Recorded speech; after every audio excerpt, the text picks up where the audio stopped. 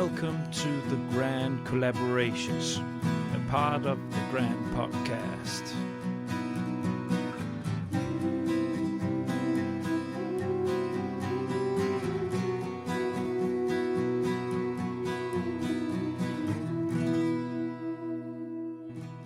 My name is Niels Tuller Winter, and I'm the creator, editor, and host of The Grand. The Grand is now open for business, and I have therefore created the segment The Grand Collaboration, where I will launch podcast collaborations with partners. This podcast episode is part of a collaboration between Enspire Science and The Grand.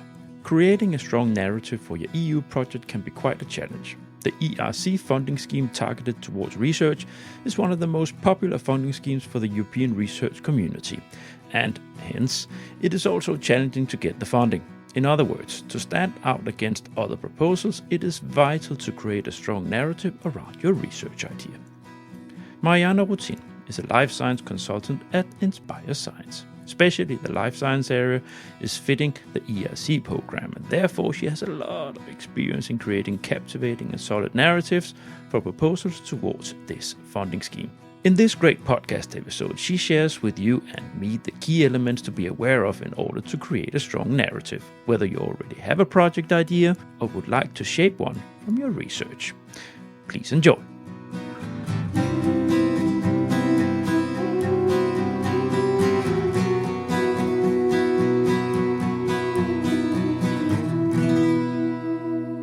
Welcome to the Grand, the EU funding podcast. This, as people who have listened to the previous two episodes will know, that this is a collaboration, a branded content collaboration that I've made together with Enspire Science. Good old contact Yoram Bartsev from Israeli grants company Enspire Science. And this is the third one in this series. This series of three, so it's the last episode in this collaboration for now. And today I have Marianna Rutin on board. Did I pronounce that correctly? Yeah, pretty much, yes. Good. Welcome. Hi. Thank you. Very, very nice to have you in. We'll explain the listeners in a second what we're going to do today, but can you shortly present yourself? Oh, yes, absolutely. So first of all, thank you, Niels, for this opportunity and for hosting me. I was looking forward towards this. So indeed, my name is Marianna.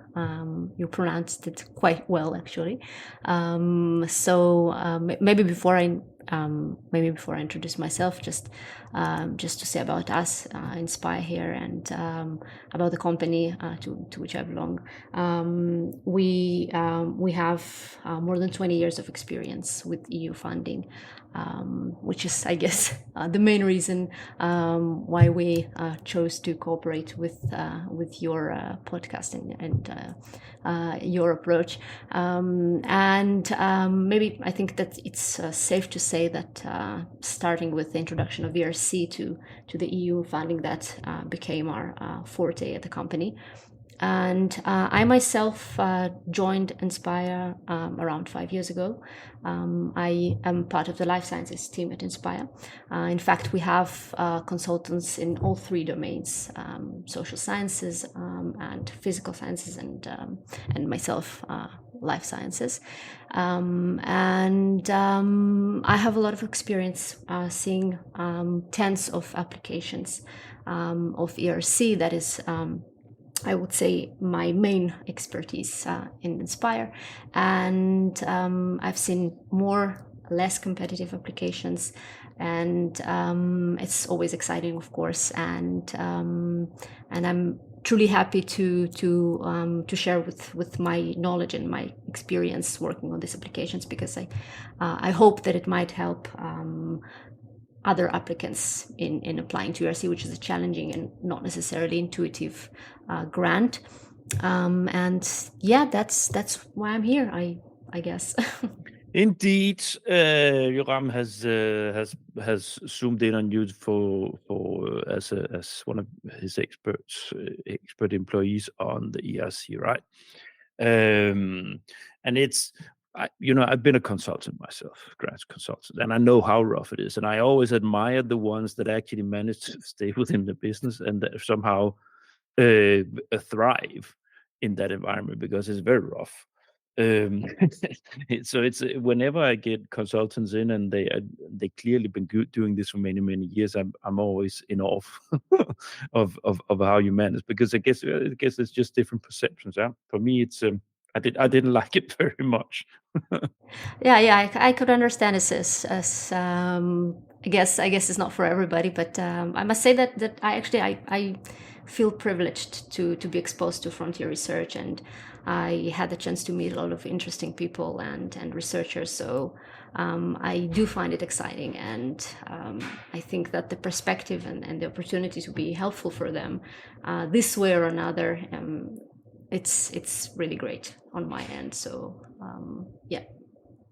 Indeed, and one of the ideas of sharing these 3 episodes with the surrounding world is, of course, for Joram. He thought it would be a nice way to share how you work and as a grants consultancy, to sort of zoom in and show how your practices and how you attack a problem, because this is grants consultancy. That's a for-profit world, and I always hated myself when I was a grant consultant that I was always running around. It's like you're supposed to hide that you're taking money for what you do. There's, for some reason, it has a weird bad ring. I don't know if it's because it's the universities that don't like that you take money for this work. There's something about it where often consultants, they are one big excuse for themselves because they have to charge a fee for what they do. But it's being on that other side of that table. I say, don't. You have everybody.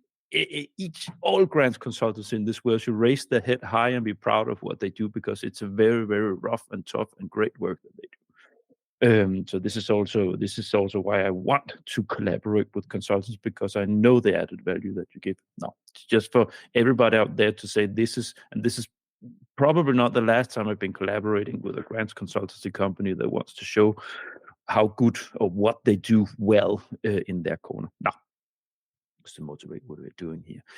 Marianna, we're going to talk about the ERC today, and we're going to talk about the ERC narrative. So this is something that you've been discussing internally in Inspire Science for these series. We had a handful of subjects that Joram thought would be like candidates for these 3 episodes.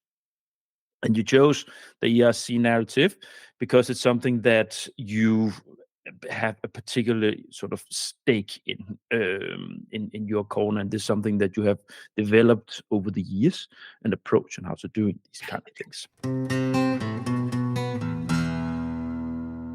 Short fly-in, Marianne, on the ERC funding scheme before we, like the ERC funding scheme and the importance of the narrative.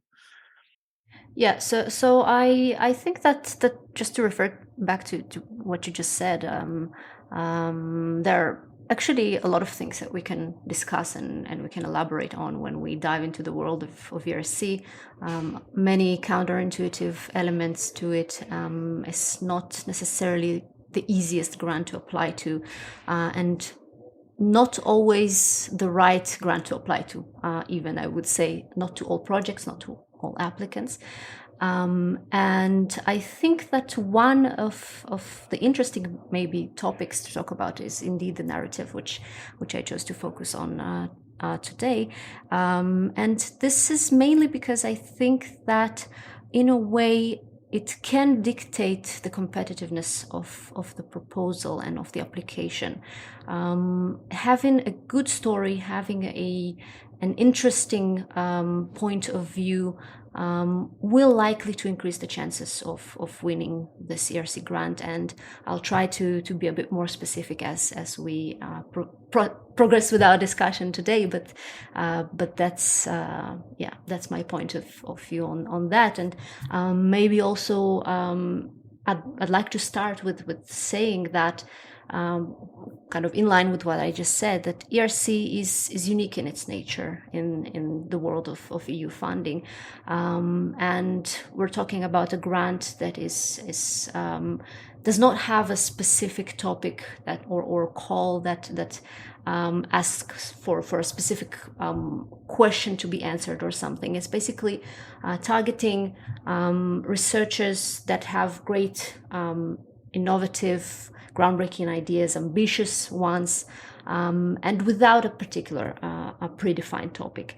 And again, it's not so easy, it's not so intuitive many times, and so that's basically the context, the higher context of ERC, and building a narrative in keeping that in mind could be quite challenging.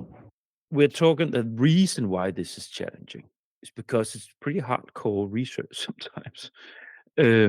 And often researchers that are really dealing with some quite long-haired research, they sometimes have a tendency to slip into that world and having a difficulty explaining the relevance for the parallel world of reality that the rest of us lives in. And consultants that normally, if they have funding from the government, something like this, no one will ever, like, unless they come with some groundbreaking stuff, they live a quiet life. But if they want to approach funding, they need to explain why this is such an important funding. And it's not just about this the technicalities of what they do, technical, and also need to make a relevance towards the world that we operate in, right? So this is sometimes very difficult for them. Yes, in other words, translating your thoughts into something that's intuitive and interesting to the other side that reads it or assesses it. Now, your role as a consultant, Marianna, it is also to explain, to translate the EU language of the templates and the guidance Exactly. to Yeah. the research, because that's also a parallel language. But that's not what we're going to talk about today. We're going to talk about the other way around now. Starting point, Marianna.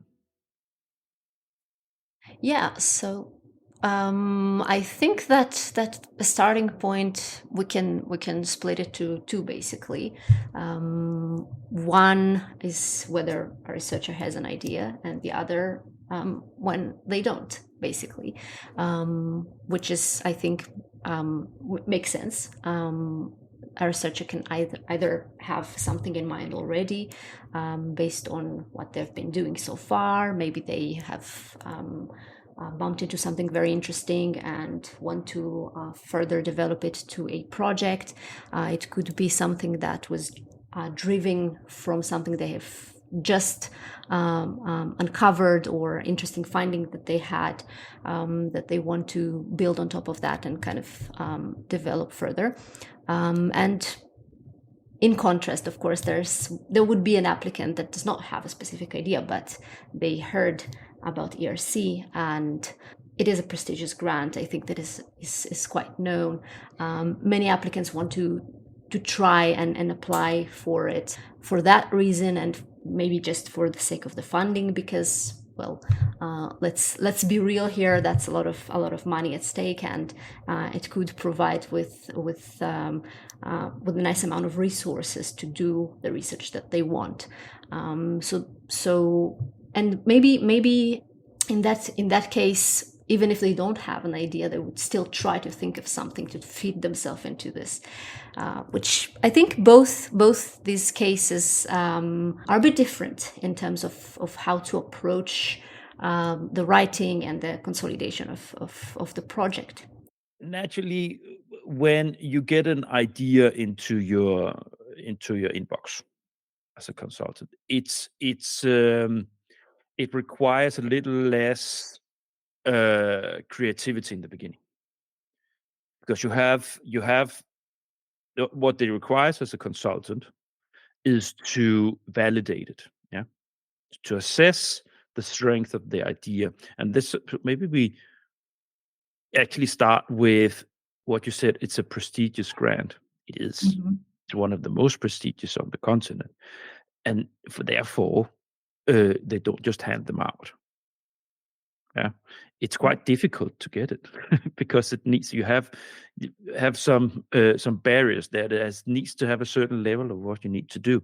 So I guess tell me. So let's start with the one that has a good idea.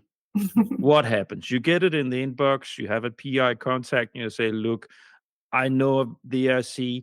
I do have a great idea. I have colleagues that have been doing this, and I've been reviewing a little bit myself. So this is how we could do it." What happens? Yeah, that's interesting actually, because you would assume that that would require less of creativity, or maybe that would be the easier point to start. And in some cases, I would agree with you. I have to say, of course, yes, the applicant has an idea. Let's work with it. Let's try to further evolve it, and that's all great. But I must admit that sometimes this having an idea actually could stand in the way of the researcher of further developing it, because they're so in love with it.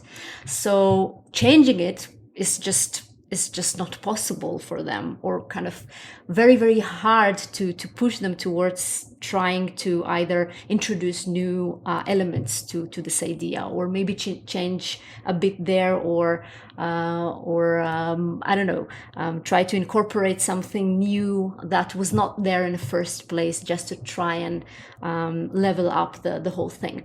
So The good yes. thing about being two people talk about these things is I'm not going to put you in the in on the spot for you, because you have clients, but I'm going to say it now. Researchers can be very, very, they're wonderful people. I always say they're absolutely fantastic people, but they can be extremely stubborn. And when you work with them as a consultant, you need to deal with that and need to work with that. So this is what Marianna, she just talked about. That they really, really have a focus on their idea, and anything that goes just a little bit sideways, or as they did not think, it goes not rarely goes down well. You need to fight a little bit with the creativity and the imagination of how it else could be. Now, yeah. Yes. This is absolutely absolutely the case, and not that it's bad, by the way. I think that it has magic to it. I mean, if a researcher is in love with their idea and truly believes in the science, that's amazing. Let's be honest here. It's just that sometimes it needs the project and the idea sometimes needs a bit of a push to be either more ambitious, or maybe the other way around, to be a bit more visible, to, again, maybe it lacks this or another element to become truly competitive. So it's just a matter of be open-minded in that sense, and kind of try to realize that even if you have a great idea, sometimes it would need a bit of work there to evolve to something that has a chance of winning this competitive grant. Yeah. So you get the idea in. You, of course, first thing you do is that you want to take a meeting. Yeah. That's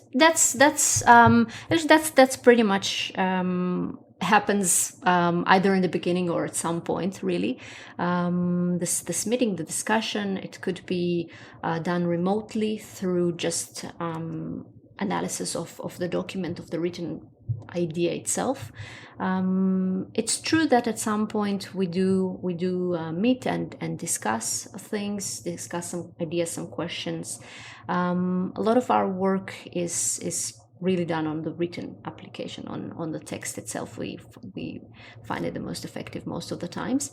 But yeah, I think the first step there is to truly try and assess whether this initial idea that the applicant has could be turned into something competitive, whether it has, whether it has the chance.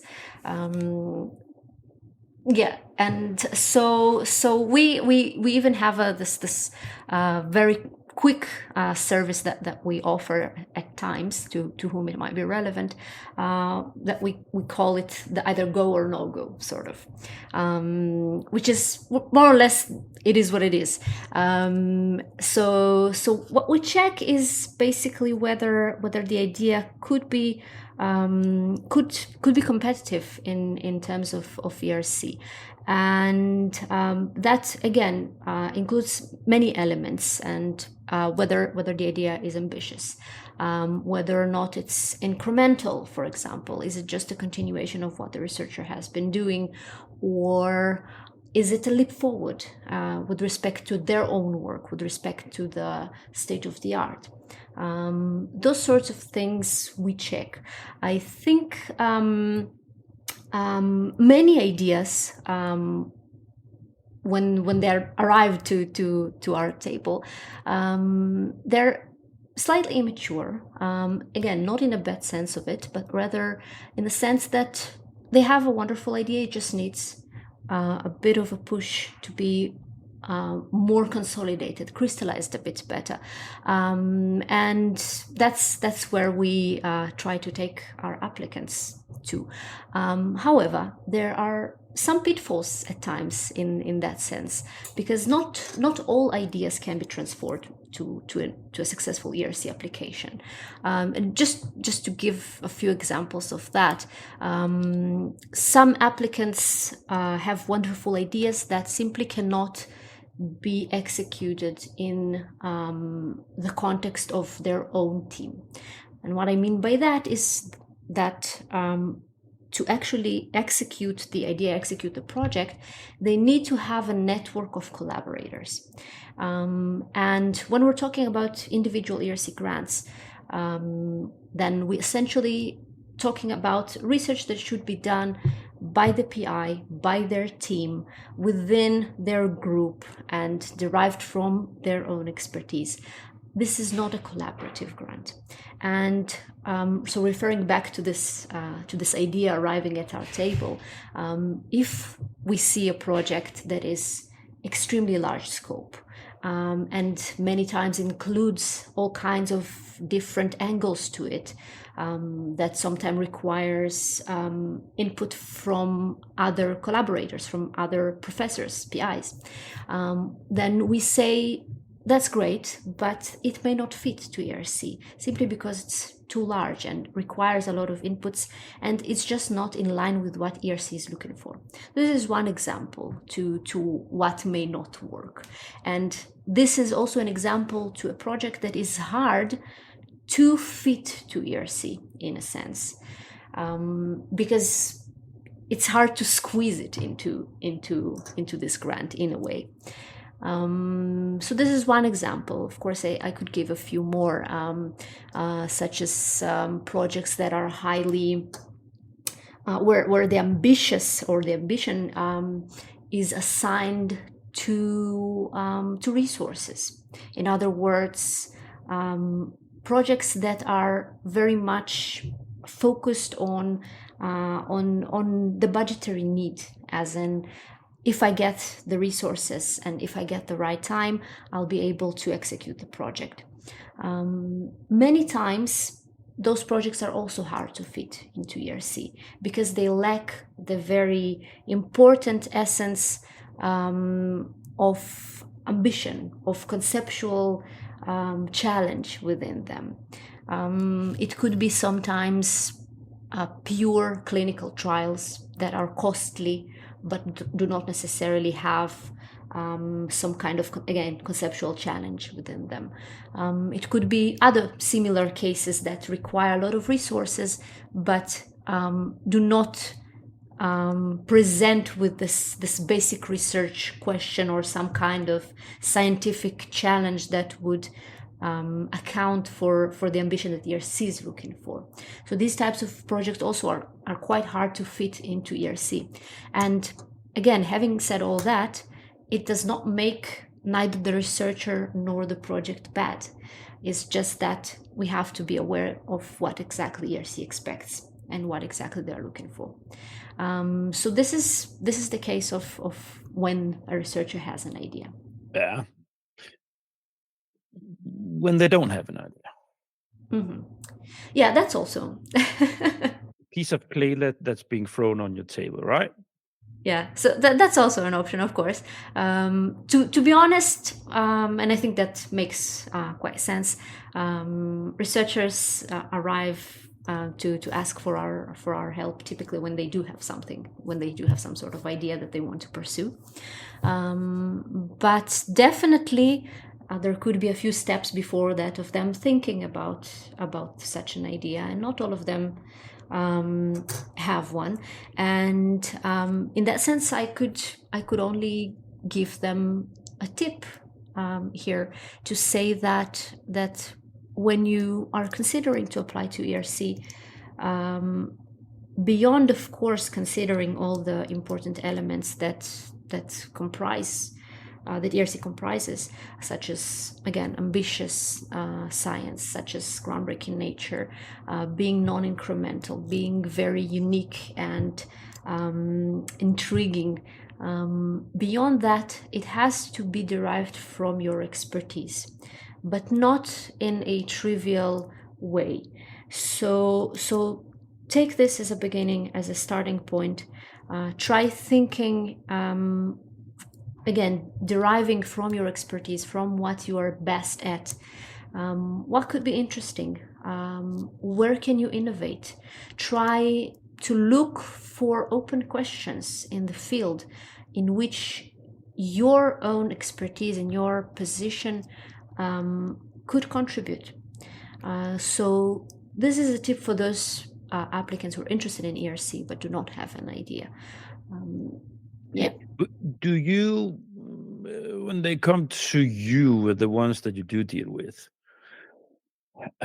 do you sit down in the creative workshop, so to say? Do you go into a process with them to help to say what kind of research are you doing, what are the core elements, and then helping them saying, look, if you do this or this or this could actually be something as strong as. Do you go into that process with them? So yes and no. Yes and no. Although myself and my colleagues, we have the appropriate background. Me in life sciences and my colleagues in, as I mentioned, either social sciences or chemistry, physics. We do have the background. We do know the language, but we do not want to be taken as in a way, we do not want to take the place of an expert in the ERC application. In other words, the applicants that are coming to work with us, they are the experts, and we make it very clear from the very beginning. We do not write the application for them. We never attempt to question or downgrade their expertise this way or another. As a PI working with either me or one of my colleagues, you are the expert in our eyes. Yes, we can ask questions. Yes, we can offer some ideas if we see them relevant. But again, the idea should be the applicants. They're the best to do that, and that will be for the favor of the proposal itself, of course.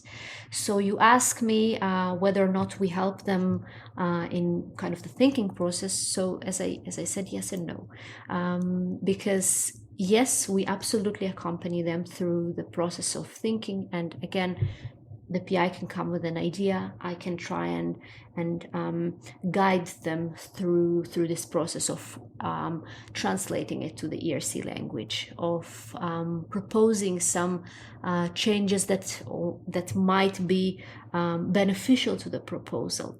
But again, it has to be. It has to come from the PI. It has to be based on their expertise. They're the best to know what's interesting, what's novel to them, to the field, to the community they belong to. So you sort of you put the fence around and say this is the playing field you have if you want to approach this. Back to the drawing board, and with that in mind, see how you can shape something based on the research as you do. Yeah, pretty Yep. much. Yep. It's also difficult, right? Because some of it, no matter what kind of education you have, if you're even an engineer or scientist yourself, then you need to know specifically that area to understand or to shape, like, yeah, because it's so strong research. This is very, yeah. Yes, that's correct, and that's exactly what I said. You have to be an expert in the field, and and that's what they're good at. That's their strength, and we as consultants, our job in a way is not to be the expert for them or instead of them, but rather to encourage them to try and evolve their ideas to be more solid, to ask questions that would lead them to the answers, that would lead them to building this interesting narrative that maybe sometimes hidden within their idea. Yeah. Okay. Now that's the starting point. Now let's move into what it means to have a narrative. And here, I don't think there's much distinction between the starting point, if they have one and if they don't, because this is about, like, what is it? What does it need to look like? Yeah, so essentially it doesn't matter if the starting point is where you have a great idea already and you want to further evolve it, or if you don't, because eventually you get to the point where you have something in your hands and you want to start working. You want to have to build your narrative. You want to build your idea. To start writing eventually, and many applicants indeed struggle with that part of I think that's what we started with translating their ideas into some kind of selling products or pitches. Story, Yeah. basically. Yeah. Yes. Yes. Yes. Yes. And why it is important, I can of course argue for a long time about why, but I'll just say that's what experience shows on our end, that well-written applications that tell the story well have much higher chances of winning the grant, because ideas, even if they're great but they're not well conveyed to the other side, then how can the other side properly assess it? How can they see the greatness of the idea if we don't show this, right? Yeah, this is about two elements here. You approach a funding administrator, and the funding administrator sits on money. It's taxpayers' money. So they want to make sure that whatever they throw money at, it's something that is for the benefit of the society. Be many colors of that. Socioeconomy, you have tons of different areas that are important. But when you approach any funding scheme, it's not just the ERC, it's any. You need to be able to explain why on earth it's worth hardworking people throughout the whole continent have paid tax. Why that money should be spent exactly on what you want to do.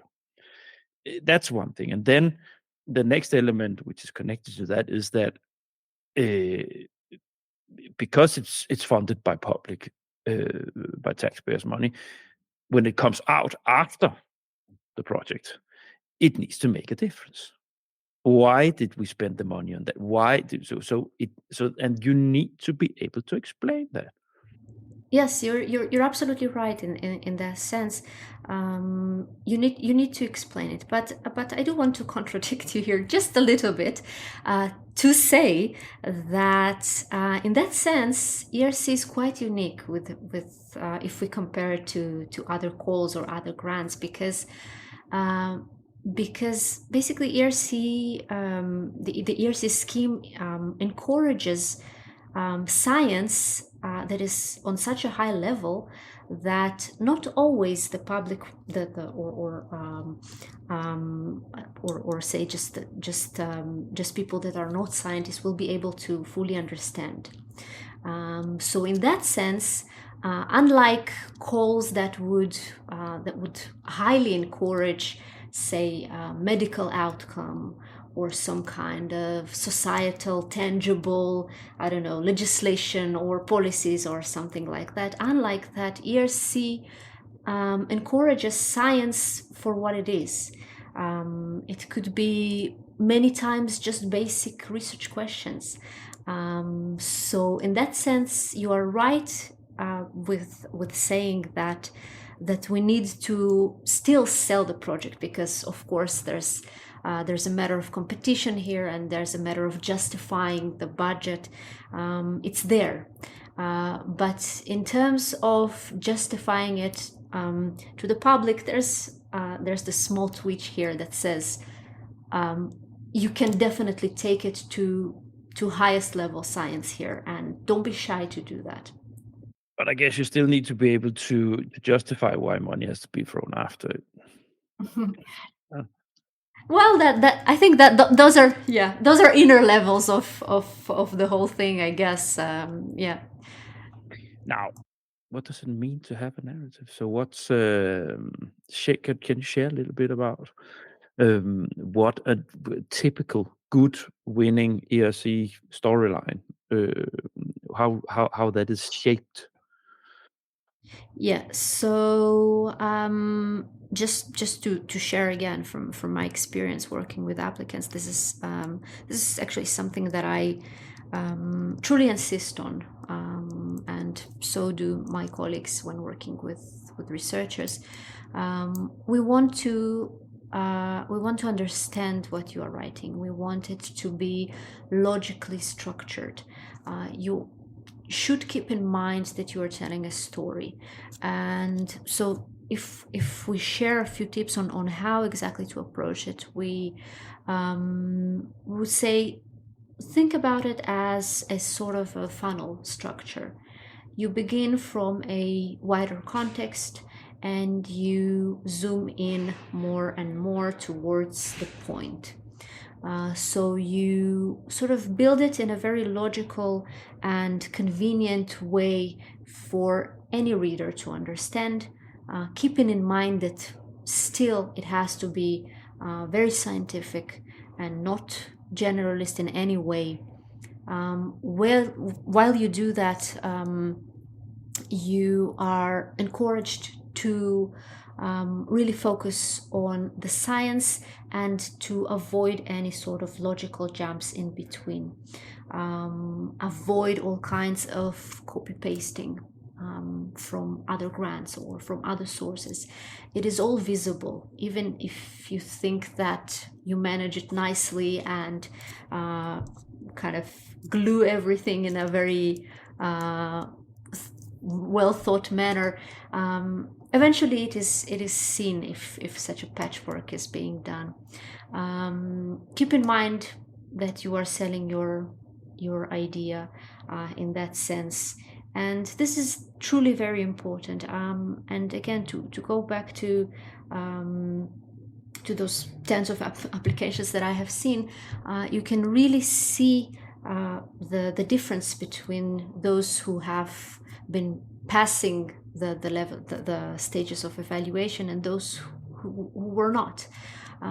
Those who pass are typically easy to understand. They are friendly in a way that they are engaging the science and the idea to the reader, covering all the important elements, which I'll get to in a few moments, what those should be. and truly explaining your idea. One important tip that again I could give researchers in that sense is try to be as explicit as possible in conveying your ideas, in conveying the story. What is it that you want to do? Why? Why is it important? Don't be shy in that sense. Don't try to conceal important information. Be open about it, and that's the feeling that the text should convey. And many times we work exactly on that with applicants, along, of course, with the core ERC elements that we try to help them evolve. Now, if we get a little bit concrete in relation to this, so in the template, Mhm. in the proposed template, I guess there are in the excellence part, is it built up like in Horizon Pillar 2? Excellence, the impact and the Yeah. implementation. So no, not really. The ERC template and application is basically unstructured. They give very few instructions as to what to include. So of course there's the official documentation that that has the instructions and tells the researcher what to include and what is exactly expected from them. But reaching to the point where you need to write something and you take the template and you start working with it, you realize that the template is rather blank. Especially if we take a look at the synopsis, which is the 5 pages that the reviewers see at the first step of the evaluation. It's blank pages, 5 blank pages that they need to fill. And on one hand, they don't tell the applicants what they want there. But on the other hand, they do expect something, right? Because if it's not competitive enough, then it will not get the funding. So what is it that they expect exactly? So there are a few elements that we can consider in that sense, and maybe we can start with the logical way to it, and say that you should start with some sort of motivation. This is maybe also your starting point. What is it that you're interested in, and why exactly? What is the larger context of what you are looking at? This is the motivation. This has to appear in your story, and I would say try starting with that. So if in some cases, when a PI has an idea already, then it is not necessarily intuitive for them to think about this motivation, as strangely as it may sound, because they have already their plan and they're super excited about it, and now they have to challenge themselves to think about a slightly larger context. But why am I at all doing this? To whom it might be important? Which parts of my community are going to benefit from what I'm doing here? This is the motivation I'm talking about here. Of course, if a PI does not have an idea, then maybe it's a good starting point. What might be needed? What is missing in the field? And this links naturally to the question of knowledge gap, which is also relevant, of course, in pretty much, I guess, any other grant within the EU, and particularly if you refer to this excellence part that you mentioned before. There has to be some sort of question to be answered. There has to be some kind of unknown that you will be interested in. And again, we can look at from this 2 angles of having or not having an idea here. It's the same, right? So it's no matter what, it's still that's what the narrative is, no matter where they Yes. started, right? This is create a story, make sure that it's intriguing, make sure that you make a logical connection. You start from you zoom in, you make a text where you say this is the context, and this, and all the way down to exactly your research field and that idea that you have, and what it will solve through that funnel, right? So yeah, so everybody Yes. understands the connection, back curtain, connection, context, um, at the same time that everything that you do in order to solve that problem, it makes perfect sense. Yes, absolutely. And maybe noteworthy is that that there actually isn't much space to maybe cover the whole story in the way that the researcher would have wanted to. And many times we see those applications that are super lengthy and open up with even book knowledge, or like stories that go around this not necessarily relevant information, or provide details that are not specific to the project. And again, if we think about it, the synopsis is 5 pages, and you don't really have space to tell the full story and everything that you want. That needs to be fenced in. 5 Yeah. pages. That's and many researchers will make the sign of the cross. it, Exactly. Yeah. to that process, that's not possible. How on earth can I explain this in less than 50 pages? Yes, exactly. It's a challenge we acknowledge, absolutely. And yeah, that's part of what ERC is all about. Is also trying to squeeze everything into the speech 5 pages, and on one hand tell the story right, and create still this final structure where you provide with context, where you provide with motivation, where you eventually ask your question and justify the need to answer it. And then again, on the other hand, you cannot be too lengthy, and as you said, you do not have 50 pages for that. So it's a challenge. It's a true challenge. And yeah. Speaking a little about the work that you do you help them, do like sort of, how much do you help them in this part? Yeah, so that's a good question, because many times researchers have some kind of question, and many times it's actually hidden within their idea in its initial Yeah, yeah, form, yeah. which I is I which is underst which is I interesting. experienced Yeah, that myself. Yeah, I yeah, understand what you mean. It's like they are not, they consider it clear. Just something that's yeah, they don't need to mention it, or they don't have to. It's just something that they considered common knowledge within their field, or something like this, where you need to squeeze it out with exactly. with Yes. open questions. Yes, that's exactly it. And many times that's that's a challenge by itself, to try and distill this knowledge gap from them. And as you said, many times they think, well, that is going to be very clear. And many times, because they are so focused and invested in their own research, it's very intuitive and obvious for them. That's, of course, that's the knowledge gap. Of course, that's yeah. They start a sentence with "naturally" or "of course it is."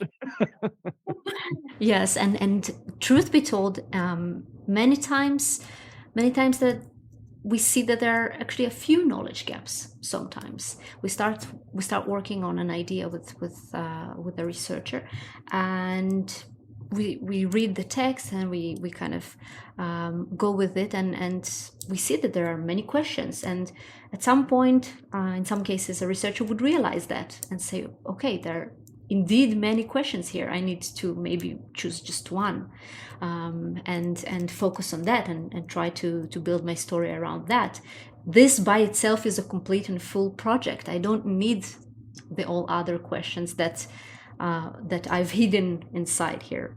And again, this is, of course, despite the fact that I trust that it may be interesting for them, and I trust that they might still pursue this question this way or another, because research is very flexible, and it could take different directions eventually. But on the level of writing a proposal, it's very important to be sharp in that sense, and to be very clear about what we're looking at and what we're interested in, really.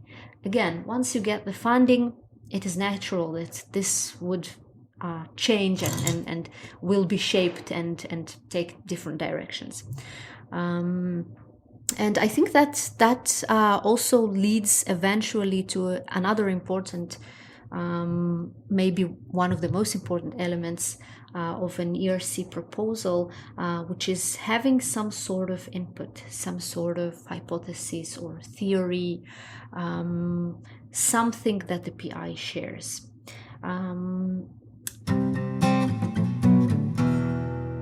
Yeah. Let's make a let's move into that, because we are actually moving into the next block here about what elements the narrative should include. So you are starting talking about it now. So the elements that do you guide your clients, PIs, on this, or do you start helping them here? What do we start helping them with the theory, you mean? Yeah, with them, what kind of elements that, because sometimes, so they have to have a big stake themselves in shaping the narrative. Do you explain them the elements that it should include? Do you give them some tools to work on that makes it Yeah, so absolutely, it absolutely, of course. The second that an applicant starts their work with us, it's a natural that we touch upon all the elements, and it's from the beginning and basically until the end most of the times. And we touch upon all of them. We touch upon motivation, we touch upon knowledge gap that I just talked about, and of course about the tone and how it sounds, and how to make it sound logical. All these eventually would construct the narrative, so of course we touch upon all of that. And one of the most important elements in that sense that we also get to at some point is having some kind of input by the PI. This is something that we very much encourage the PIs to have, because we see that the reviewers expect that. They want to know what you as a researcher have to say. If we have to kind of simplify it, they want to know whether you have an interesting hypothesis. They want to know if you have an interesting suggestion to answer a long-standing question in the field. Maybe you are challenging some sort of theory, whether a new one, a long-standing one, it doesn't matter. They want to see you as a researcher. What makes you special? What unique and interesting input you can provide. So if I'm going back to having a story, to having a very clear narrative, again we try to build it as sort of a funnel. So we start rather wide to give context. We clarify the motivation. We share the knowledge gaps. Again, it could be a long-standing question or anything unknown or something. And at this point exactly, the researcher must think of some sort of input to share with the reviewer. We very much encourage the applicants to think about that. And the reason is many times because it adds a flavor of ambitiousness to the proposal. It already feels like something very unique to the researcher, and it already feels like there is an ambition there because the researcher believes in something. and puts or wishes to put their stakes on this theory or this potential paradigm shift that they're proposing. And this is truly highly important and highly encouraged in this context of having a narrative.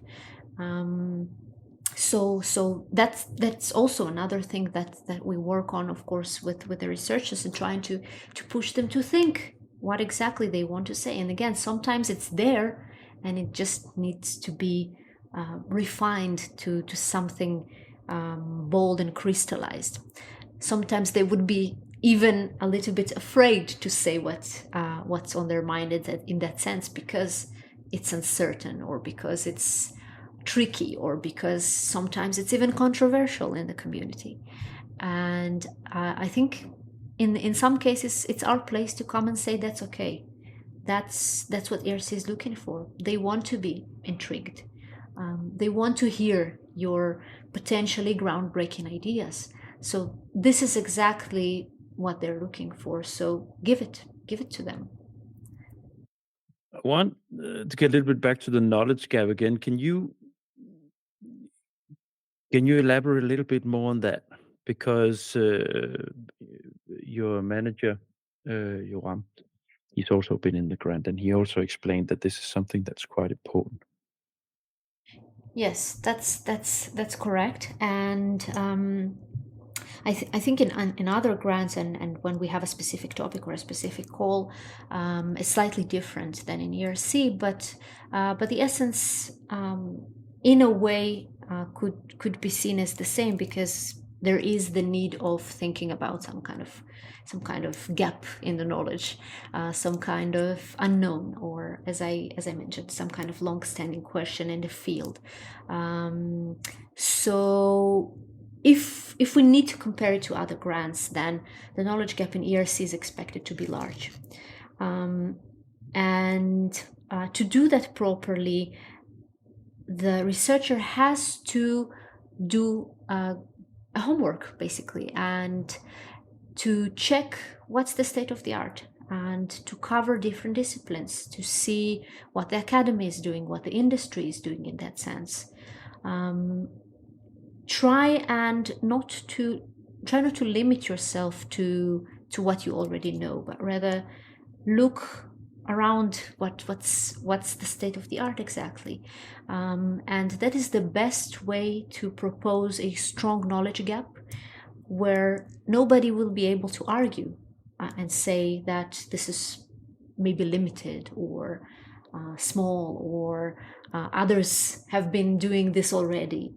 So this in a way is the homework that the researcher must do, to define properly this knowledge gap, to ask this strong question. So yeah, this is about it. Yeah. Other elements here in the rundown, you mentioned risk, ambition, challenge, and methodology. Can you elaborate a little bit more on that? Yes, so I think, as I pretty much covered, one of the most important things is having some sort of input, some sort of hypotheses and theory to share with the reviewer. This is highly important, and they are likely to look for something like that. And I must say, in that sense, that in different disciplines and in different topics, it would look different. In life sciences, it might have a certain nature, and in more applicative areas, it may look less like a hypothesis, but rather more like some sort of applicative challenge. In social sciences, it could be more of a theory to be challenged, or so it could take different forms depending on your field. So it's not a black and white here. Write a statement for me or go home. It's not like that. But we do encourage, regardless of your field, regardless of what is it that you are researching, try thinking about the added value that you bring to the table and to the community, because that would sell the best. You should bring something unique to the table that no other group, neither in the industry or the academy, brings to the table, and that would necessarily catch the attention of the reader and put you in a unique position here. And that's why it's important. Hand in hand with that goes the risk, the ambitious, the challenging nature, because once you propose something that is your own, there's a level of uncertainty to it, and that's what would build the ambitiousness of the proposal and the challenge behind what you are doing. So it kind of goes hand in hand, and these elements need to be reflected in the written proposal. So again, in terms of constructing a great narrative, don't try to conceal these elements. Don't be implicit in that sense. Yeah. It's a little bit. It's a little bit like when research, when proposal partners, they want to conceal that they're supposed to earn money on the thing after the project. There's it's the same with this. That you have the perception, the sort of by default perception that if I say I'm going to earn money and profit on this, they're not going to give me the money. Then it's not pure and clean. It's the same here with the risk. If I say that it's risky or challenges, then they're not going to fund it because they don't think I can do it. It's the more heavy the research it is, and the more you stick your neck out, the more risks, more challenges you have, and the evaluators are researchers themselves often. Know exactly what we're looking at here. So you should talk like would be talking to another researcher and not to some sort of referee that doesn't really know what you're doing. Funnily enough, I think that at least many cases that I've encountered to this implicit approach comes from a rather naive point of view, that it's clear, or that maybe if I don't say it, it will still come across, and again, not from a bad point of view or something like that. And here we come and say, just don't be shy. Just say it. Say that this is novel. Say that this is truly ambitious. Tell the reader who reads your application that this is the interesting part, and that this is your unique position, or your unique input as a researcher. So kind of don't be shy when you do that, and that's an important tip that I kind of I hope that the listeners would take home with them. Yeah, and I guess it's also your role as a consultant to dress them up a little bit with these things that where they would normally shy away, right? To sort of say, there you go.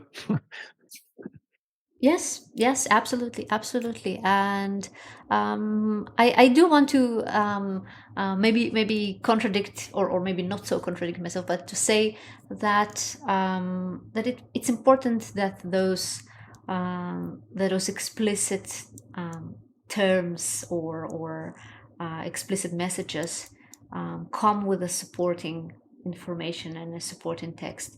And what I mean by that is, don't just say that something is great and novel while it is not so clear how so. So make sure. Of course, needs to explain. Of course, need to explain why. Yeah. So you'll be surprised, but this is also sometimes not that trivial. No, you know what? The time my proposal career, I've been primarily working with Pillar 2 or similar. Yeah. And but you still have research proposals, right? RIAs. And so I have indeed in a different context worked with texts coming out from researchers explaining so I can relate to a lot of these things that you're mentioning. Yeah. Methodology. Yes, so obviously methodology is also part of the story, and we can't avoid it. And just to give refer to it at a glance, maybe. So if we're talking about the context of a narrative and about having a motivation, having a knowledge gap, having some sort of input, the methodology naturally would follow at some point to explain how this vision of the PI would eventually be translated to practice. And this is also an important part to the story, to explain how exactly you want to do what you are proposing. And sometimes there's this misunderstanding, perhaps, or misconception that you don't need to provide much details to the ERC reviewers about the methodology. And this is not the case. This is not the case.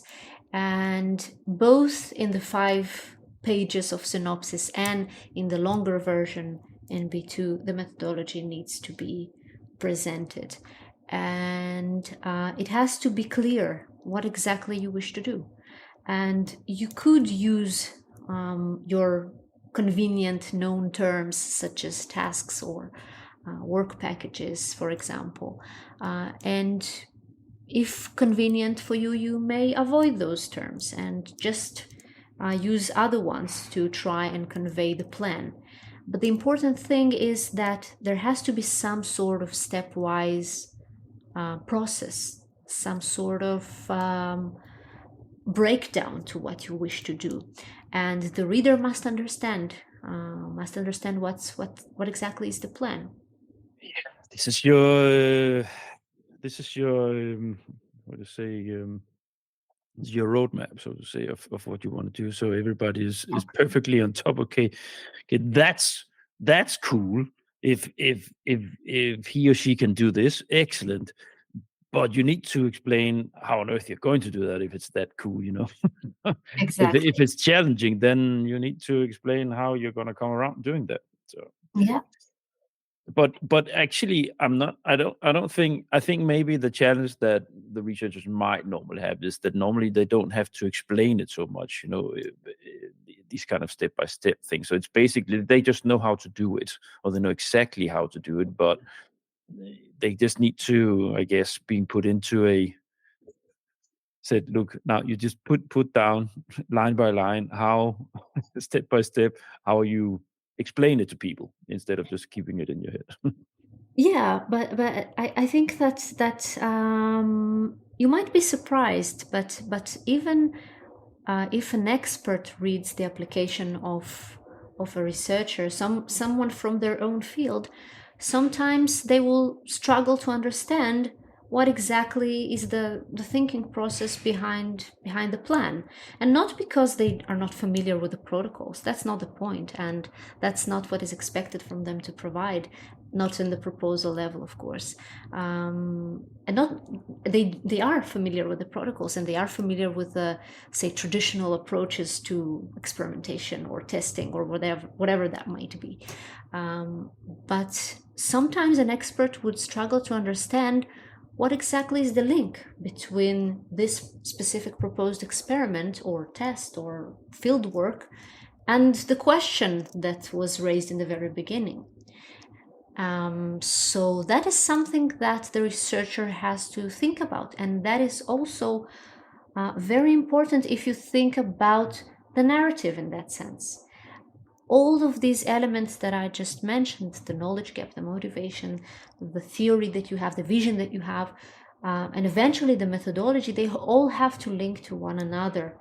And it's very beneficial to refer back sometimes to say that this part of the plan will resolve this and that question because X, Y, and Z.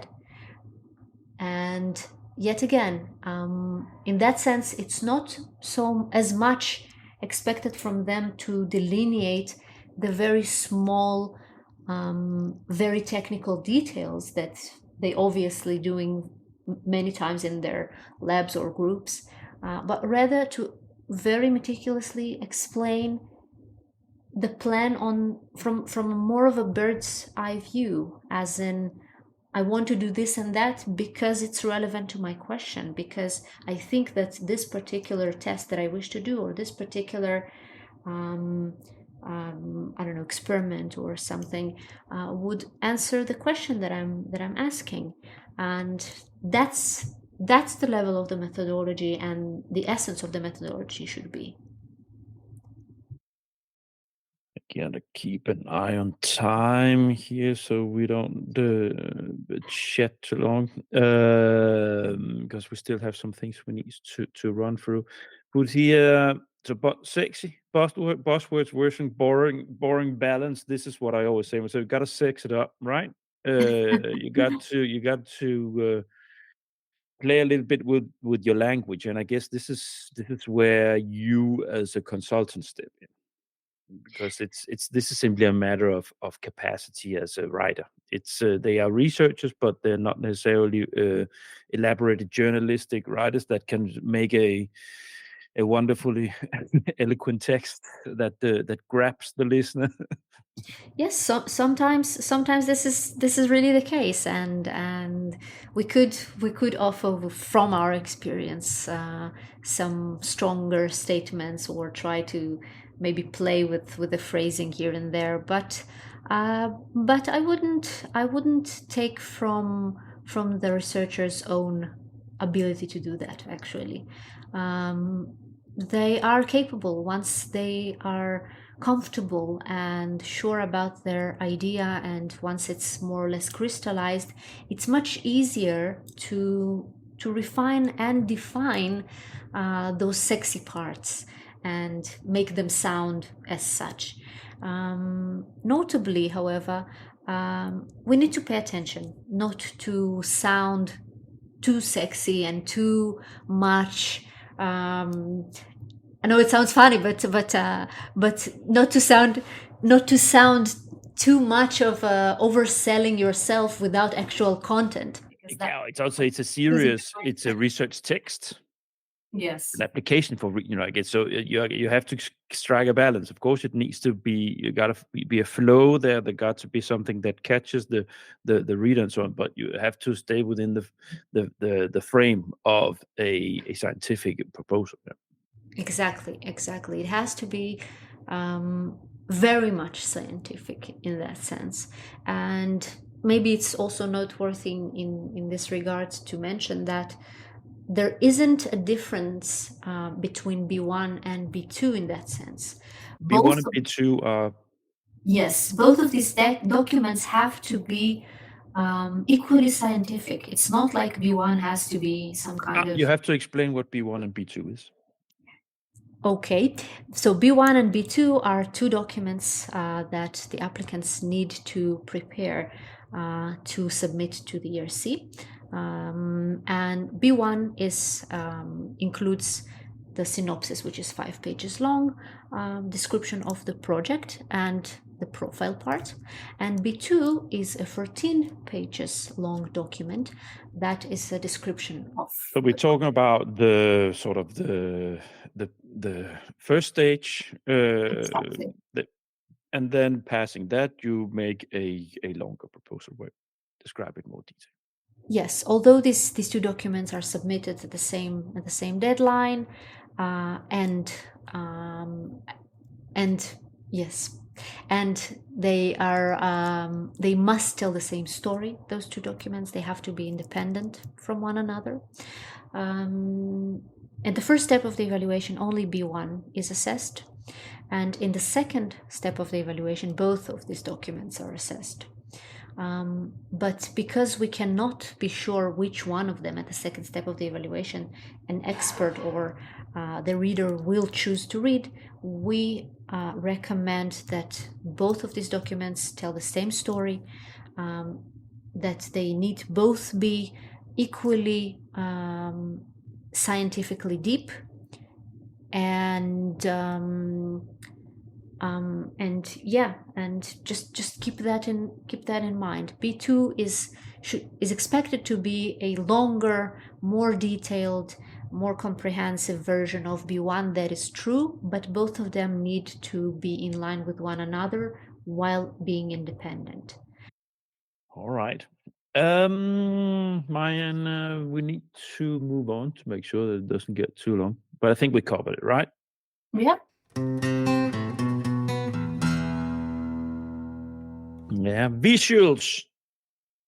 So, given that it's a fairly short proposal compared to Horizon Pillar 2, for instance, how you it's not so much space for these kind of pictures and visuals and so on, but share with the listeners and me how you would normally approach this to support the narrative. Yes, so particularly for the shorter version, the B1, this could be quite tricky to whether or not include figures or some kind of illustrations or schemes. But it is important to consider that. For B2, that would be slightly easier, but might also be challenging because there are a lot of information to include there too, and 14 pages to some may not be that much as well. And the best tip here would be to just consider what serves the text best, what helps or might help the reader to understand your idea better. So it could be some kind of schematic to convey a concept. It could be a figure that supports some statement or some theory that you have. It could be preliminary results, very, very relevant many times, because you need to support your ideas, you need to justify them, you need to show that you already started doing something and that it's not that your ideas are not coming from thin air. And so figures in that sense could be very beneficial and worth considering and allowed, obviously, but not in all cases. If it's a nice to have and if it's just space consuming, then it's worth reconsidering. So this is specifically about figures, but if we consider the whole issue of visuals of the proposal, then of course it's a subjective manner. But in general, the proposal has to be appealing. It has to be easy to read in a sense that it should not be bulky, as much as possible, of course, considering the space limitation. And this is a human thing, right? It's when we, as a human being, when we sit down and we get some information. It doesn't matter, if you read a book or if you read a text on the internet, whatever. It makes it lighten up the understanding with a visual. It's not just, of course, it's a matter of having a visual that makes sense, be a graph, a other sort of graphic depiction of explaining the concept that you're dealing with. But it's simply the visual as a visual that makes it easier to read your text. That is precisely so. That is precisely so. And subdivision in that sense, using colors, whether for the text or For for, Christ's sake, use colors. of course, and sometimes some formatting. It all can be very, very helpful, even if you don't realize it.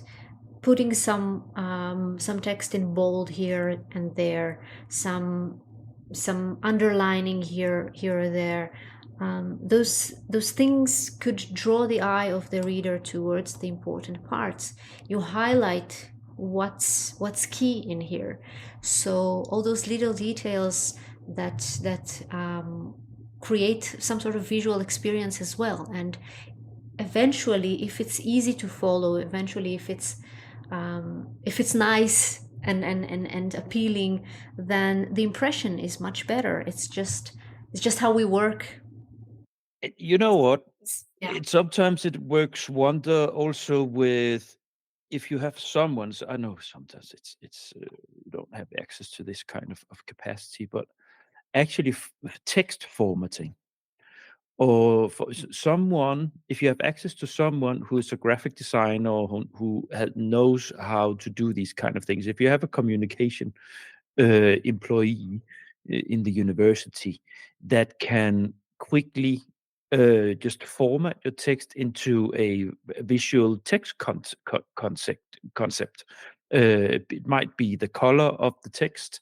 I've seen this myself work wonders with a proposal. Because I'm not I don't know how to do these kind of things, but we had a partner that had a communication department that very quickly formatted the whole proposal into something that was much more comfortable to read Yes. and appealing to read. So it comes down to those very basic simple, because the people who's going to read your proposal, they're not the superhumans that don't mind. That just choke down black Times New Roman text blocks like machines. They also like to read things that are nice and appealing. Yes, of course, so it can be very helpful at times. It can be very helpful at times, and I have to say, however, that of course this is not what will dictate whether the proposal is competitive or not, whether it's looking nice or not. Of course, it's the content that eventually would matter.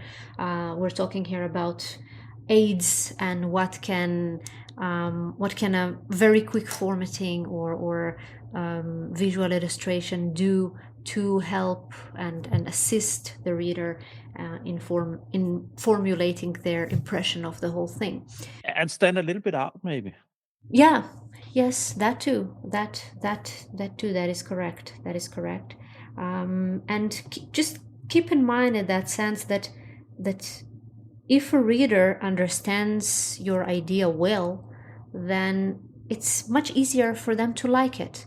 If it's hard to read and if they have to read sentences over and over again because they're convoluted and long and not clear, and if they have to read paragraphs over and over again because the concept is complicated, which is fine, then it is likely that they will just like it less. That's it. And so if you can make their life easier in that sense by presenting some kind of visual aid, whether it's in color, whether it's some kind of illustration, then do that. It's a good strategy in that sense.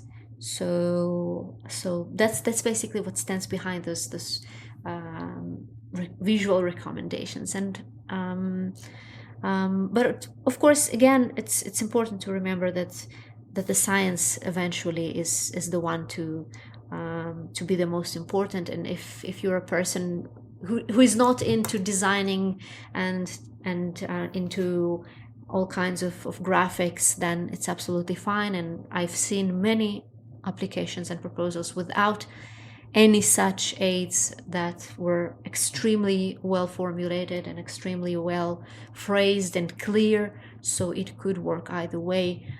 So it's case by case dependent, and you have to assess it.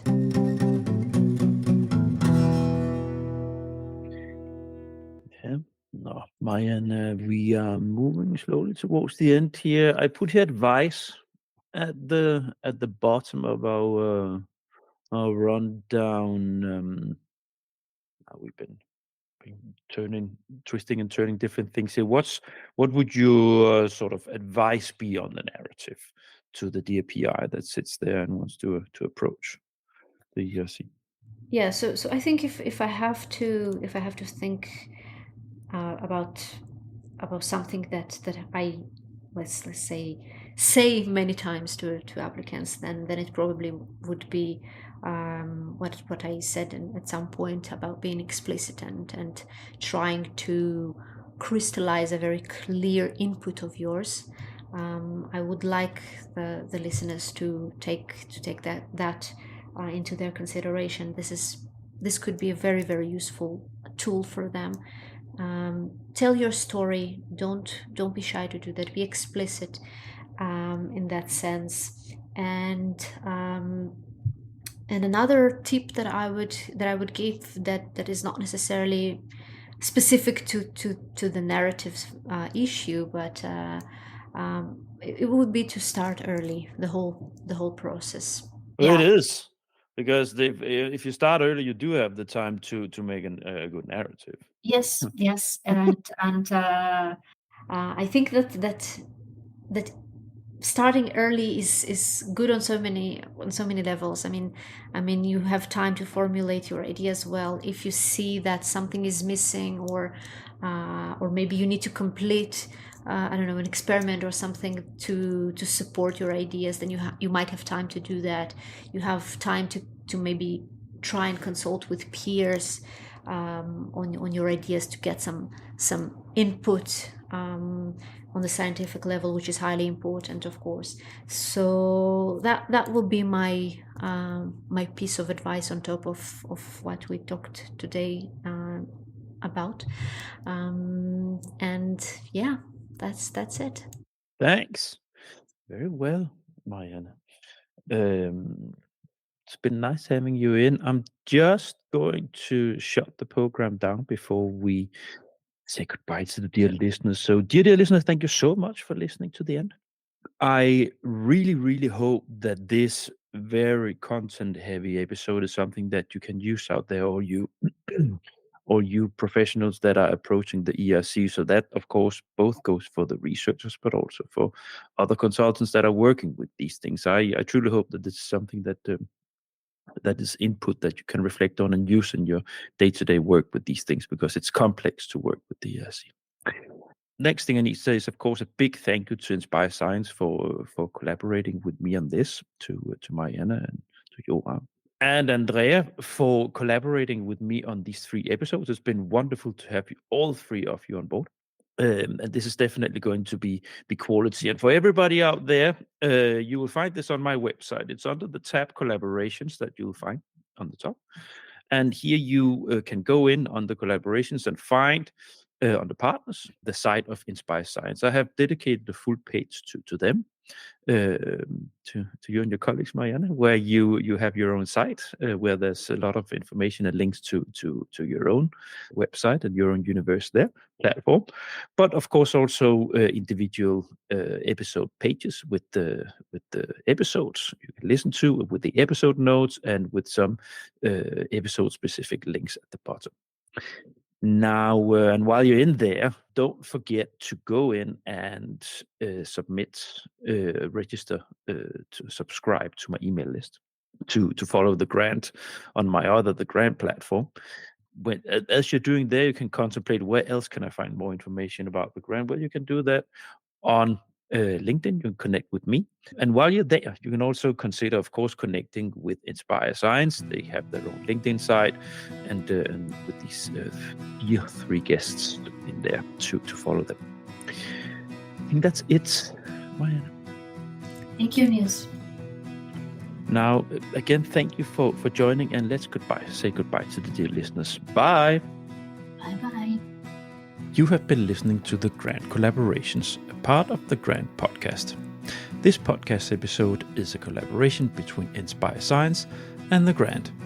If you would like to have your own podcast episodes and collaborate with a podcast developer specialized in EU funding, don't hesitate to reach out. This will add a whole new dimension to your communication and outreach activities, and it gives you the chance to connect in another way with your current stakeholders and reach out to the ones that you want to approach. The Grant has the full setup ready, making it simple and easy for you to acquire your own audible content. Connect with me on LinkedIn to set up a meeting to get an idea of the opportunities. Search for Niels Winter, connect, and send a direct message. There's so much to talk about.